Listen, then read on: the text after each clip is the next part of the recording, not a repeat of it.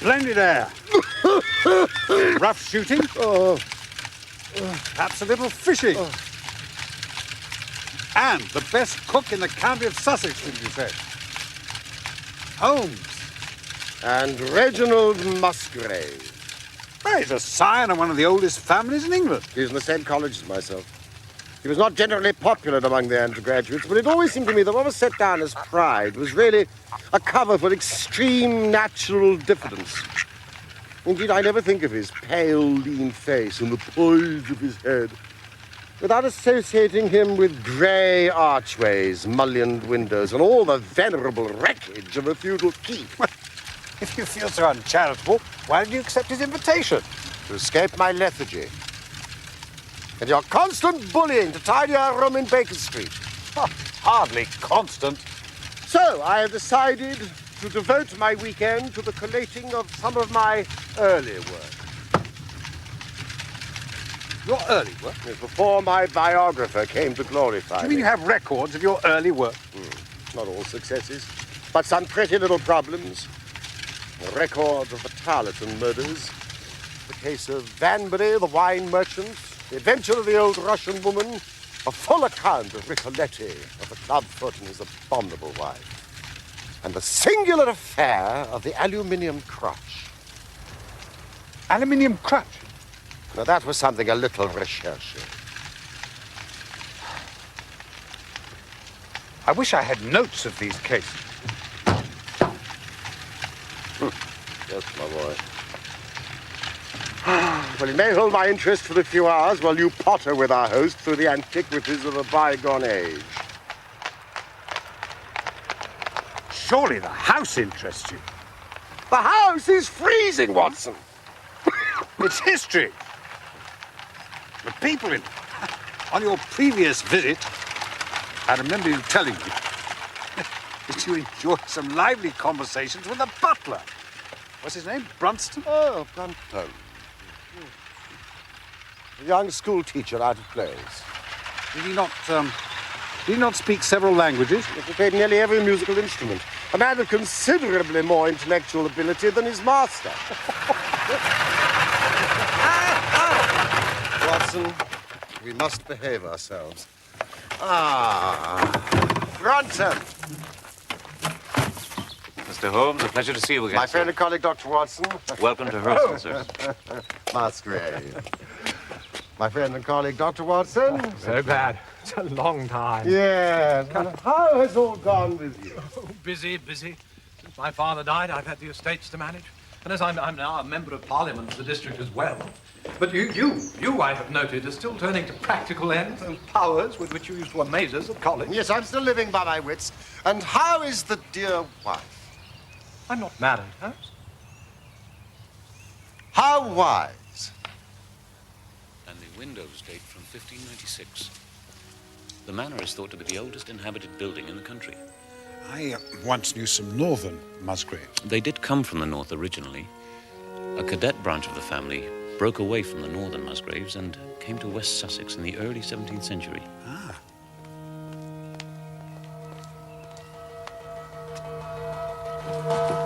Holmes.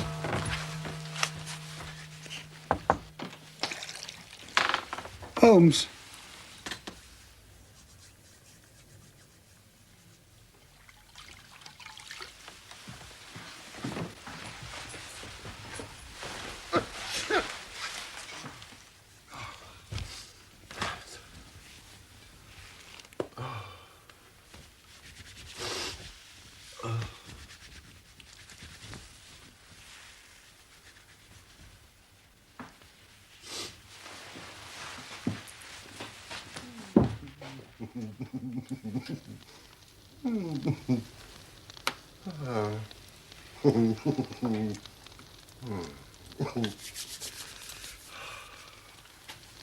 More brandy, sir? No, Brunton.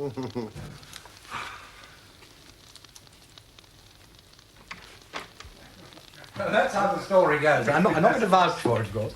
But the commission is over here. It's signed by Prince Rupert. It's for my ancestor, Ralph Musgrave. Yes, to join his cavalry troop at Edge Hill. Ah. Rupert's seal And commission, Holmes. Astonishing. It's one of the boots worn that day. Oh. If I may be so bold, sir. The boot was worn by his brother, Sir Roland Musgrave, at Naseby.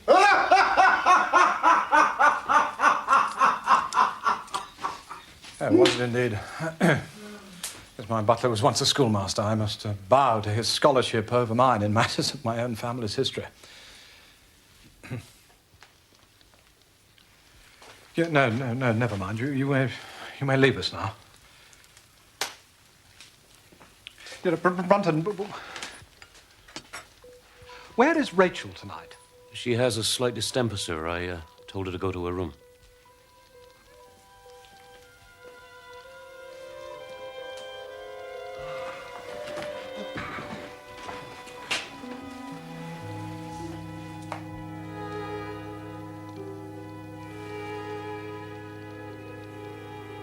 Good night, gentlemen.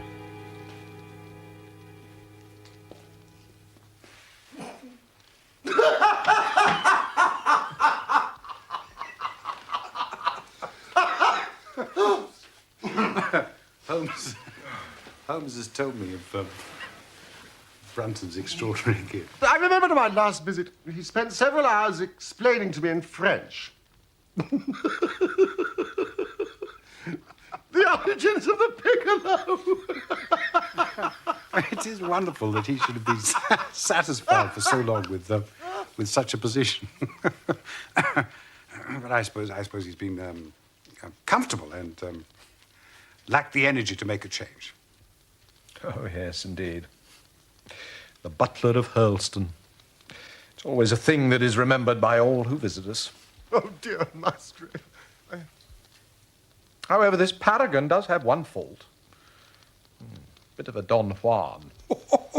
Well, it's not a difficult part to play in a quiet country district. When he was married, he was all right, but since he's become a widower, we've had no end of trouble with him. I mean, a few months ago, we were in hopes he was about to settle down again. He became engaged to Rachel Howells, my second housemaid, but he's thrown her over, taken up with Janet Tregallis, my gamekeeper's daughter. Now, Rachel's a very good girl, but she is of an excitable Welsh temperament. Now she wanders around like a black-eyed shadow, thoroughly unsettling the household. Rachel?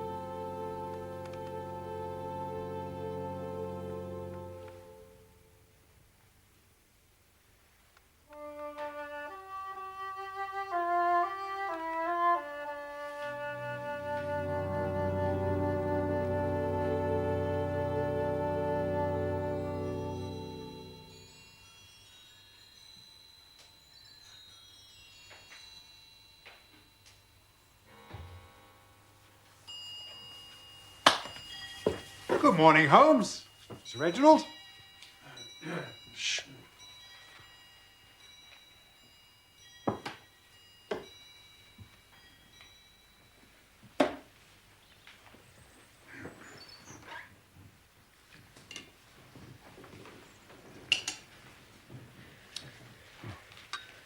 Thank you.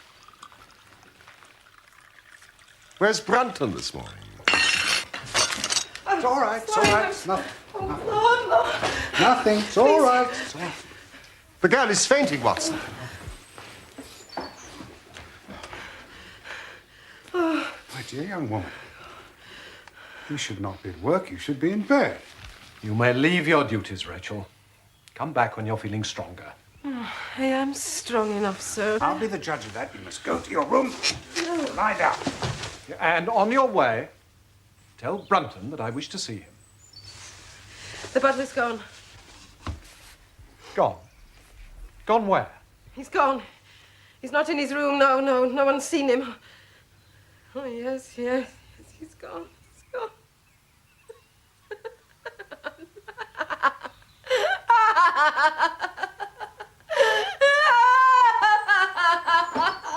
It's all right. All right, Jen. Don't let her harm. Straight to her room. Don't let her harm. Gently, Rachel. It's all right. Gently, Rachel. Gently.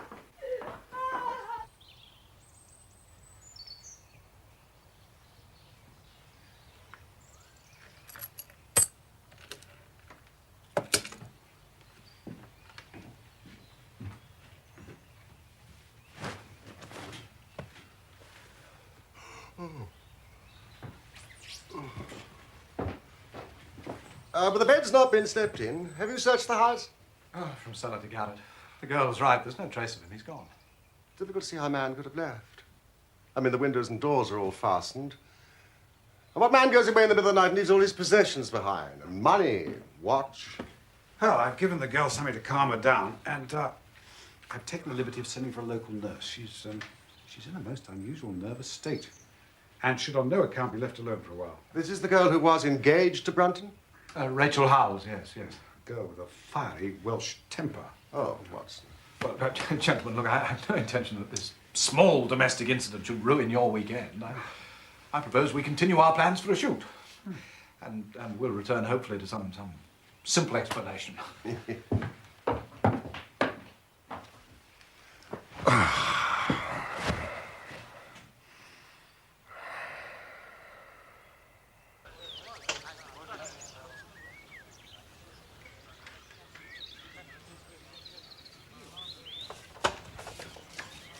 Come up.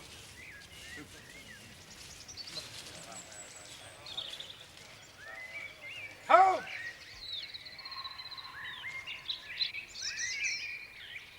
Well done, Watson.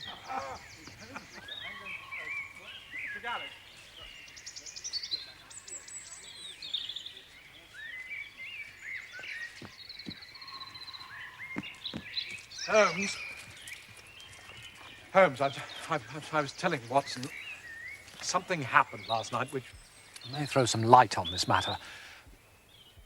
Well, this is very embarrassing, but I find I need your advice. I couldn't sleep after foolishly taking that cup of café noir after dinner. And about 2 o'clock, I gave up the struggle. I came downstairs to fetch a novel I'm reading, which I'd left in the library. Well, you can imagine my surprise when I saw a glimmer of light coming from the open door. I remembered I'd extinguished the lamp and closed the door when we retired. Naturally, my first thought was of burglars.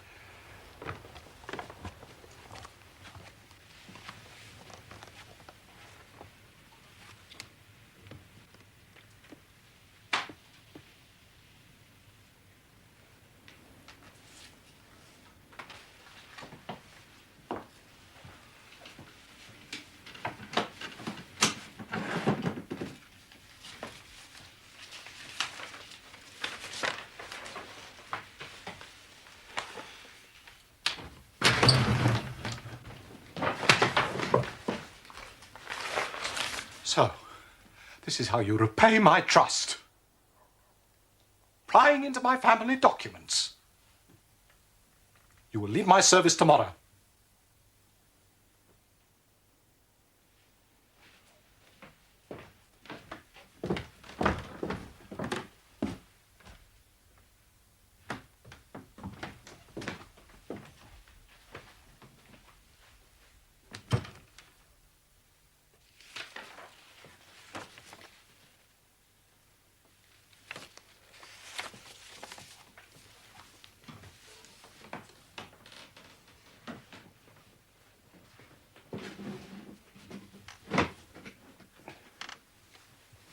Mr. Musgrave, sir.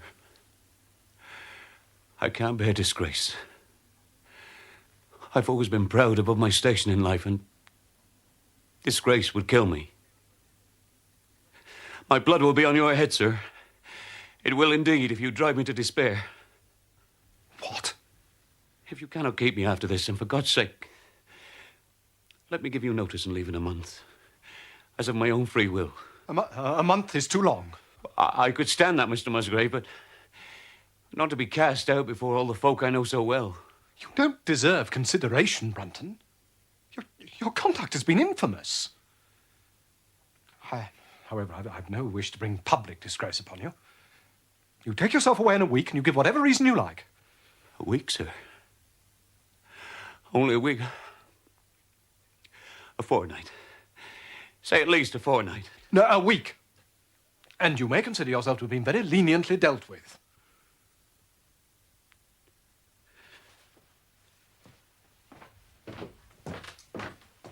But what is strange is that he seemed most anxious to stay. Well, it's quite plain to me what happened. He went back to his room, thought it over, decided to stage his disappearance there and then, cleverly. Possibly with the help of his new woman friend. Janet? Oh, no, she lives with her father on the other side of the lake. And besides, I doubt if she'd had the wit to help him. This piece of paper which Brunton thought worth his while to consult, even at the risk of losing his job. Well, it's nothing. It's nothing of any importance at all. Nevertheless.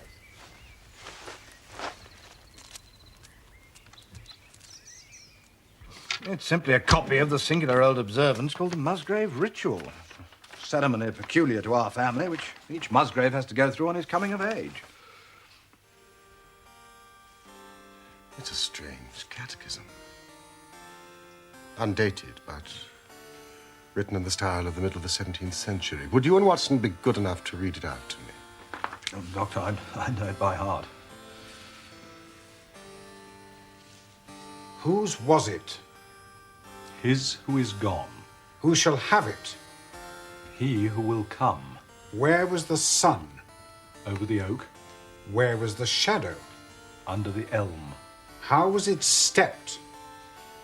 West 8 by 8, south 7 by 7, west 6 by 6, south 5 by 5, and 2 by 2, and so under. What shall we give for it? All that is ours, Why should we give it? for the sake of the trust.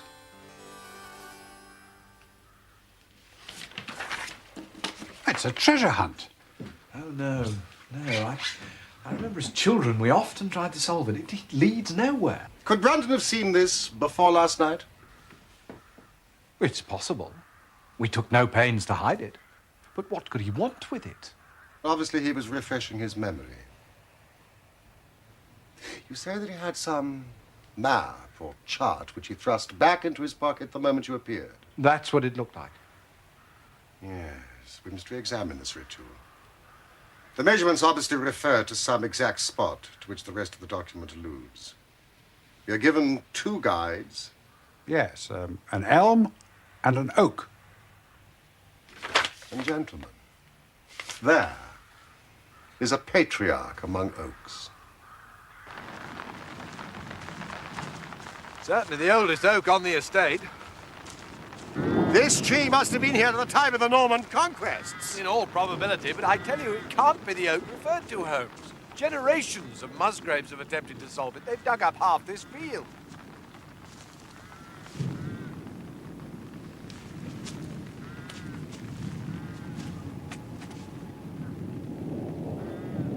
You are right, Musgrave. This is not the oak referred to in the ritual. Are there any other large oaks in the immediate vicinity? Not within a mile of the house. Where was the sun? Over the oak. We can make nothing of it today, old man. The weather's turned.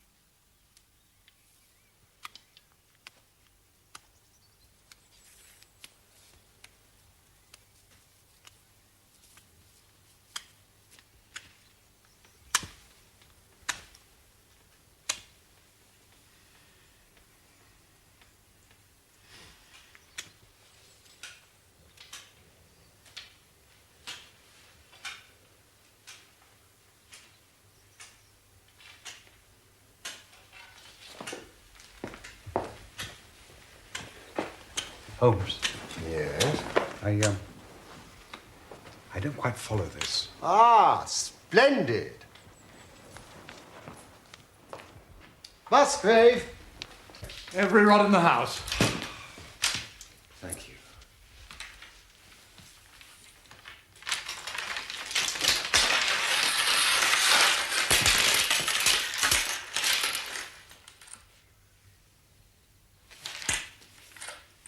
Measuring stick, please, Watson.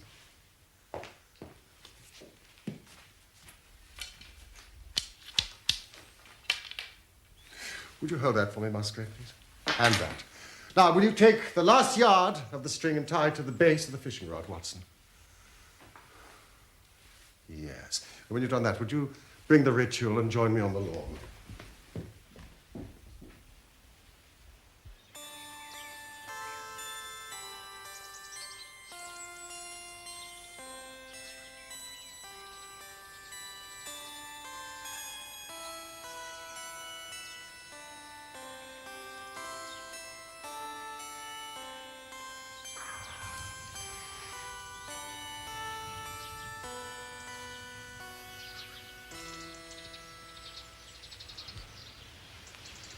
Would you measure that shadow, please, Watson?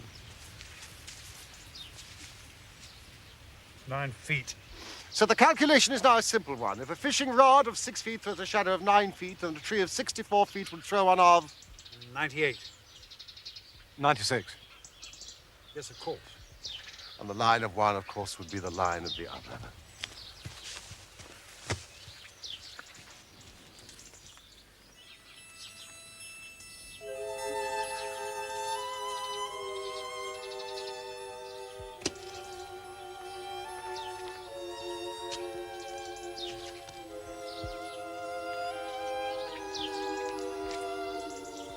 Watson, look! 2 inches from mine. Mark made by Brunton. Now, read out the steps. West, 8 by 8.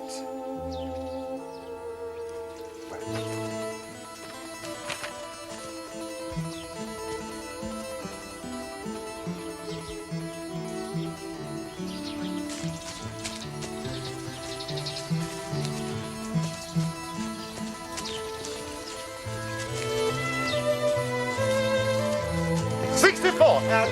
South, Son. 7 by 7.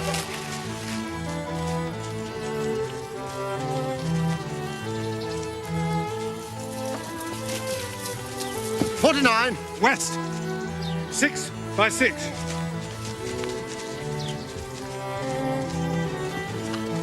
$36 and... South, 5 by 5.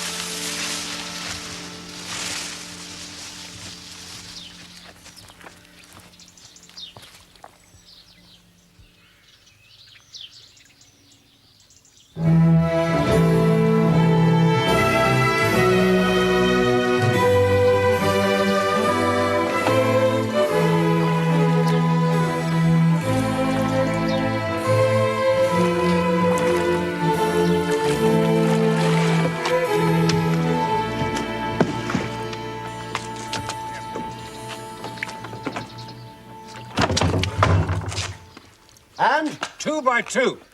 1, 2, 3, 4. I don't believe it. Someone's taken your calculations. That's impossible.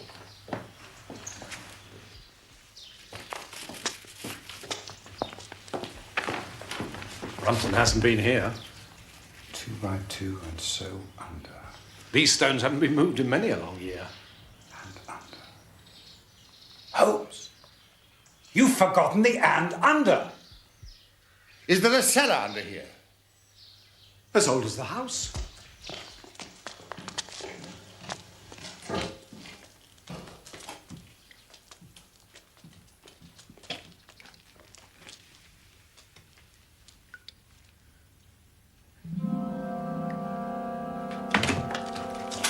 Used to be wood all over the floor, Dunn.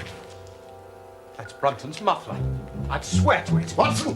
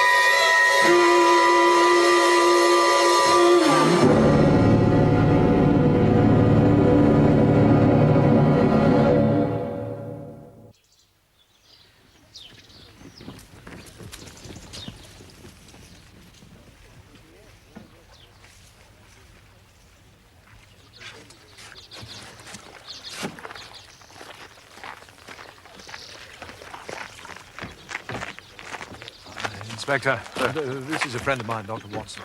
Inspector, I have some experience in forensic pathology. The man has been dead for 2 days. Cause of death, suffocation. No wound or bruise on his person, sir? None. Accident, eh? Oh, there's no doubt about it. He must have been down there alone, and the flagstone just fell shut on him, poor fellow. Sir Reginald, I'm told that your butler was down in the cellar in an unused part of the house. What was his business there, sir? A butler's duties are many and varied, Inspector. I can't possibly answer that question. Well, no one would have heard his cries for help in that part of the house. That is the point, surely, Inspector.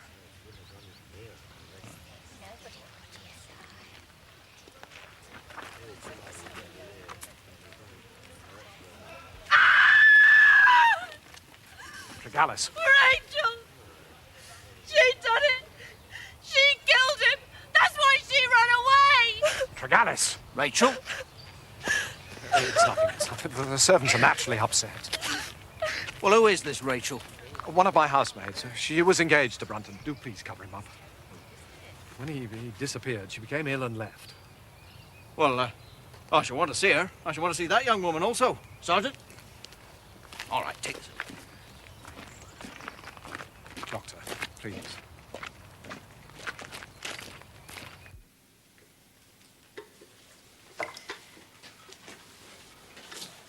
The local inspector, Holmes, would like. If you could find a plausible explanation for him to avoid publicity in this wretched...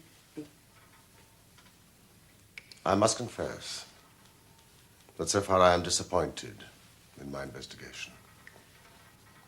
I had reckoned upon solving the matter when once I'd found the place referred to in the ritual, but now that I'm here,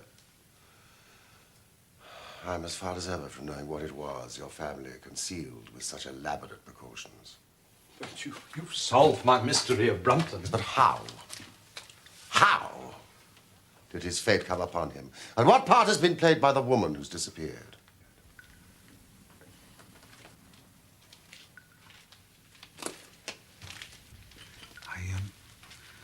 I should explain Holmes' methods in such cases. He puts himself in the man's place, having first gauged his intelligence. And then he tries to imagine how he himself would have proceeded in similar circumstances.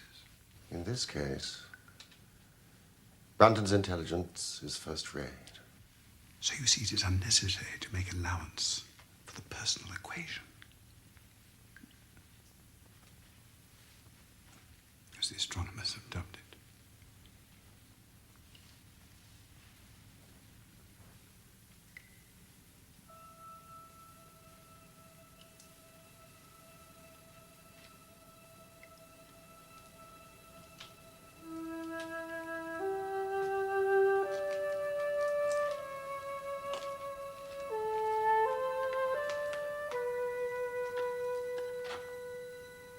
He knows something is concealed.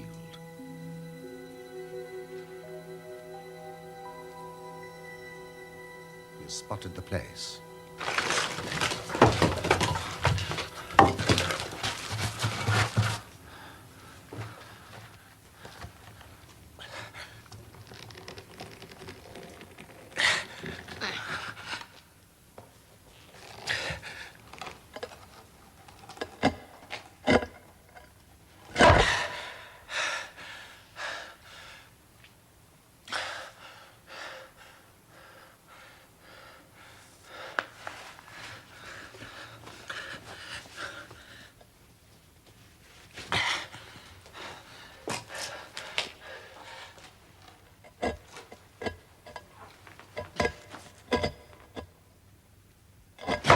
He's found the stone is too heavy for a man to move unaided.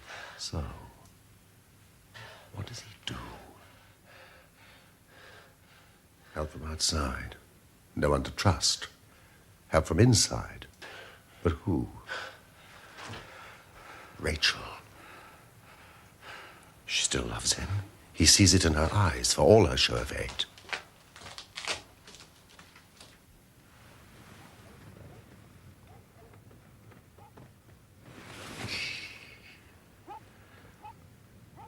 I'm here to say I'm sorry, my love. I'm a foolish man. I don't deserve you.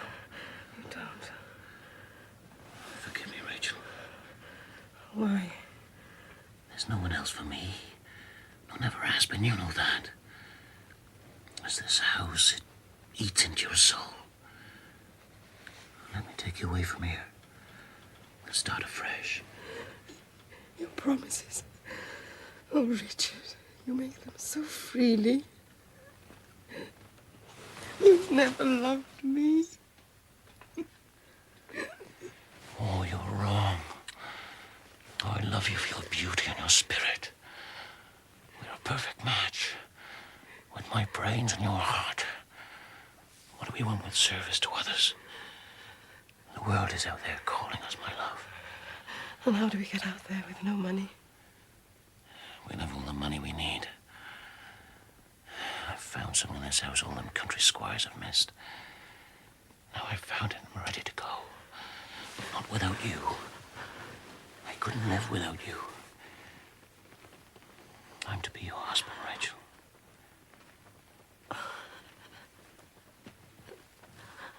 What money? What have you found? Come with me. Put on your gown, I'll show you.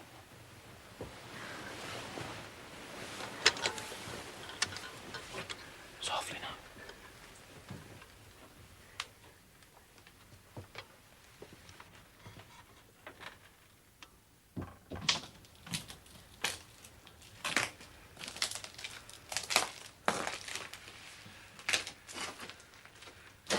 There it is.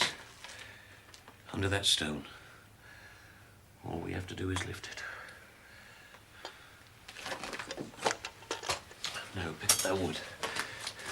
And when I lift this, you wedge it. Come on, woman, do as I tell you. Ready?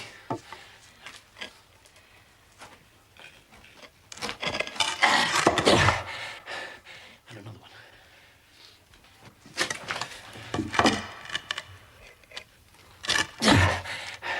And that one over there. There is a slight indentation on this log. And on this. Caused by the weight of the stone. Heavy work for a woman.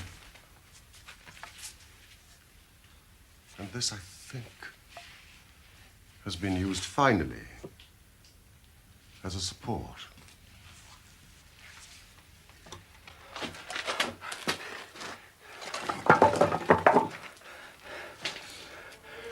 There's our treasure. That box has lain there for 2 centuries or more. Going to steal it? How can you steal what nobody knows exists? Well, how did you know then? Brains, my girl. History and mathematics. Here, hold the light for me.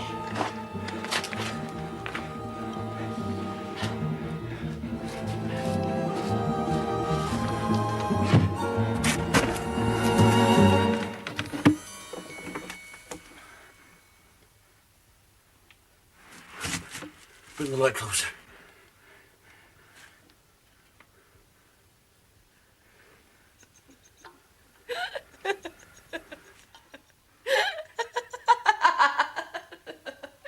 Make our fortune. Oh, yes, that's a fine promise. Quiet. There must be some value in it. Clever are you? Oh, pride more like. Oh, better than your masters. Quiet, woman. I know your cleverness. Husband, you just needed me to help you. If it had been treasure, you'd have been off and away without me. You'd have gone with her. You're a fool if you believe that.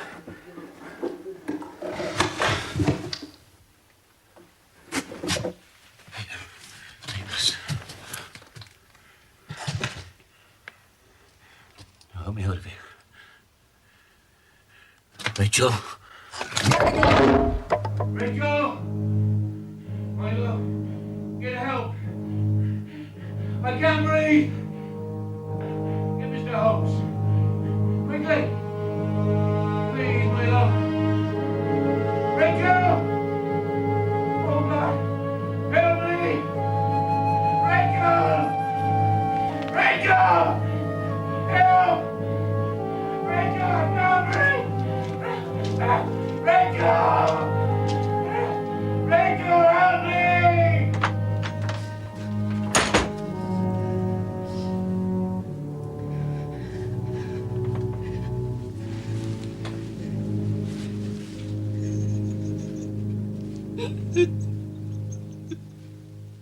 That would explain her blanched face and her fevered brain at breakfast the next morning. Nothing but fungi. But what was in the box, Holmes?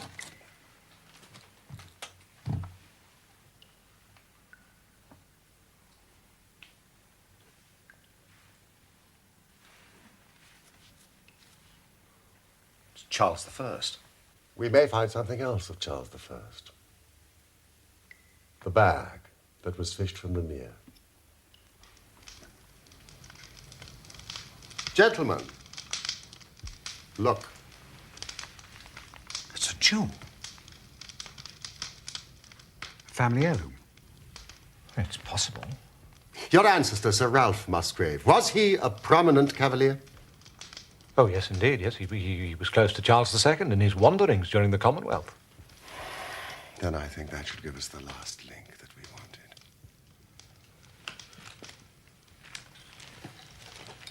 Gentlemen, you must bear in mind, when the royal party were driven into exile, they probably left many of their most precious possessions buried behind them, with the intention of returning for them in more peaceful times. Gold, Musgrave.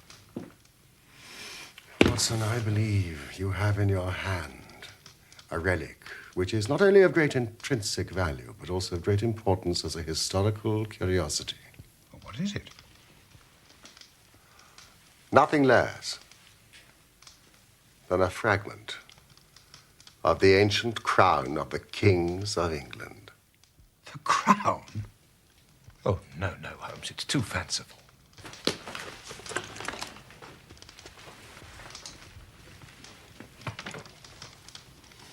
Now consider the ritual. How does it run? Whose was it? His who is gone. That was the execution of Charles. And then, who shall have it? He who will come. That was Charles II, whose advent was already foreseen. There can, I think, be no doubt, gentlemen, that this battered and shapeless diadem once encircled the brows of the Royalstons. But how came it to my family? When Charles I was executed, the crown was seized, broken into pieces, and sold for 1,000 guineas.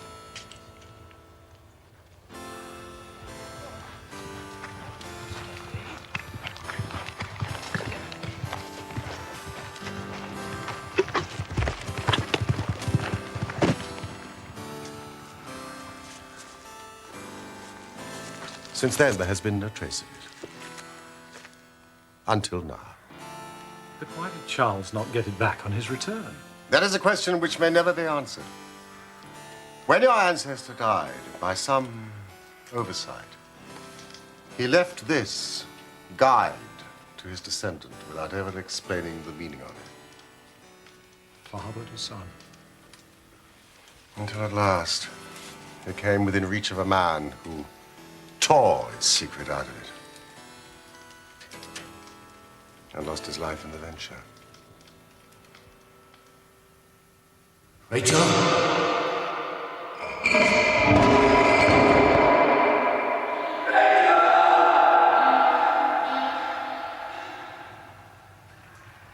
Was it chance the wood slipped? Was she only guilty of silence?